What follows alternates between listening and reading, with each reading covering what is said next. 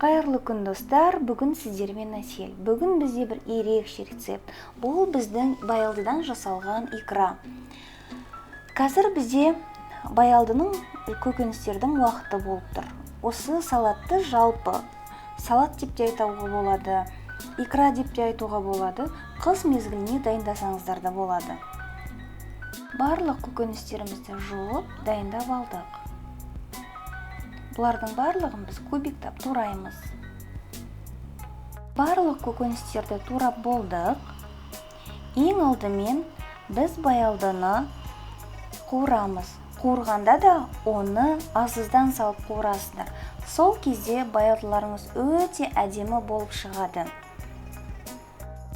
Сәбізді де қуырып аласыздар әбден қызарғанша.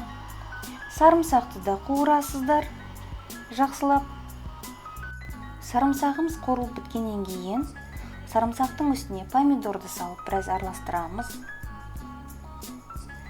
Қызыл бұрышымызды салып та араластырамыз.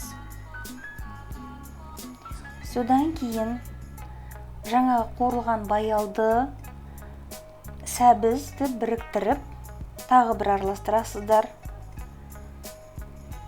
Шөп-шалаңды, тұзды, бұрышты сеуіп тоже араластырып аласыздар.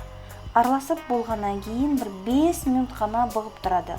Сол кезде уже мына икраларыңыз дайын болды деген сөз. Сіздермен бүгін болған Әсел, астарыңыз дәмді болсын. Менің каналыма тіркелуді ұмытпаңыздар. Келесі кездескенше сау болыңыздар.